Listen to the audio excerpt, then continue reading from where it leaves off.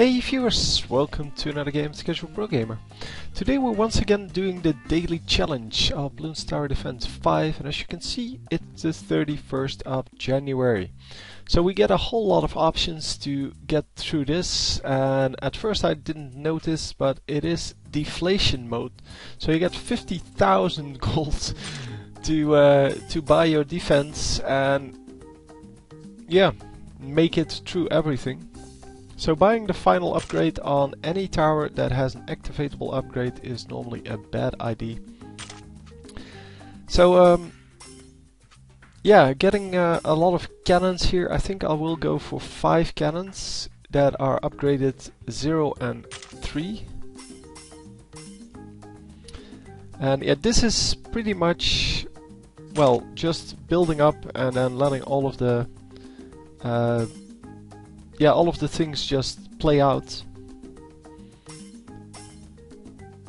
And yeah, I'm getting 1 cannon that is 4 and 2. So 5 cannons that are 0 and 3.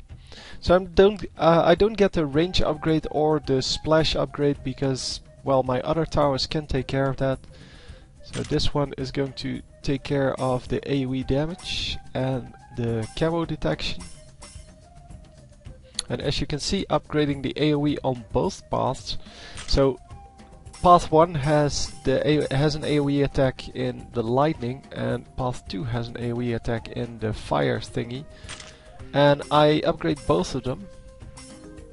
And I upgrade this guy to the whirlwind to make sure that everything that gets past all of my towers gets blown back to the entrance.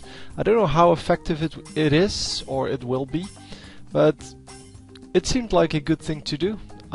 First I wanted to put it further on in the path, but then I realized it might not blow back far enough, because I don't know the range on how far it will blow back.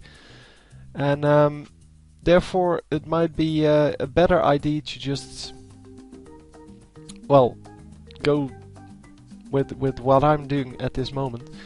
Yeah, I have some money left because this was my tactic, the things I built just now. I have everything. I have camo detection, I have AoE damage, single target damage. So I decided to go for another 4 and 2 cannon and another, I think, 3 and 0 cannon. I don't know how much money I have. 3 and 1. So yeah, and you will see that my tactic mostly works because these last 2 towers will not get any kills, or will get a very limited amount of kills. Definitely not 150, which would be what I otherwise lost. Well, not entirely, because one of my wizards can actually reach that point as well. But yeah, you can see the stun in effect there, the 4 and 2 tower actually doing a lot of stun damage. Or, well, a lot of stunning, and that means that my cannons get the time to recharge, and yeah, it makes it very easy to take down large clumps of balloons. If you add in 1 4 and 2 tower, or 4 and 0 tower would be good enough as well. But the stuns are really effective, and if you can put multiple of these in your track, like I have now, you should have no problem at all with this, well, with any track really. So yeah, already blowing back some of the balloons to the beginning, but yeah, that's not really necessary in this part yet. We are in round. We started in round 30, which is a lot better than starting in round 1. But we have to go to the round 65, which is pretty high. It is pretty difficult to get that, because it means you have to destroy a lot of Moabs in a row. And those are the only problems I will have. Obviously these loose balloons are no match for my AoE damage. And yeah, it's kind of annoying that you have to start each round, so that it doesn't just run every round behind all the others. Because there's nothing you can buy anyway. I have 0 gold. As you can see, I don't get gold from kills, because that's how deflation works. And yeah, instead of just giving me the opportunity to hit this, well, the start button once and then playing through all of the levels, I have to start every level, so I have to actually pay attention to what's happening. So this is the first daily challenge that is somewhat of a challenge.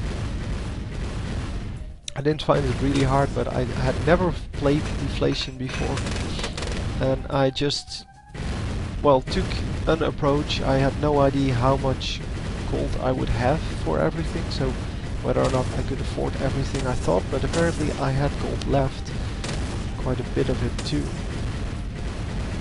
Because as I said, the two cannons in the end were really not part of the strategy at all. And as you can see, the camo balloons, yeah, they get a little bit further in because the cannons cannot see them.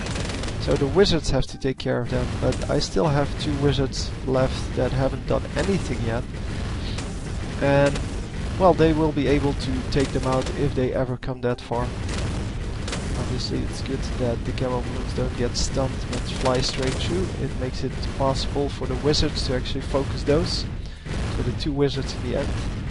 With well, with the fire upgrade. Fire upgrade is excellent AoE, well, no, single target damage, which can also be used as semi AoE damage, because it damages, well, one balloon at a time, but it damages them a whole bunch of times in a row. And you can see my setup takes down the mobs pretty quickly. So, and yeah, here go the camo balloons. I have two wizards in the front, both of which can take them down, both of which have the lightning upgrades, and that normally is enough to take, well, to take any camo wave. But obviously, once you get into the higher levels, the camo waves not only become bigger, but they get mixed with normal balloons, and then the towers may focus the normal balloons instead of your preferred targets, which are the camo balloons. So you have to set up some protection against that, against camo balloons getting through. And my protection would be the two monkeys that are in the top right, well, in the middle of the screen, I guess. So another Moab, and at the end of this round there's another Moab, I believe. Nope, that's not this round.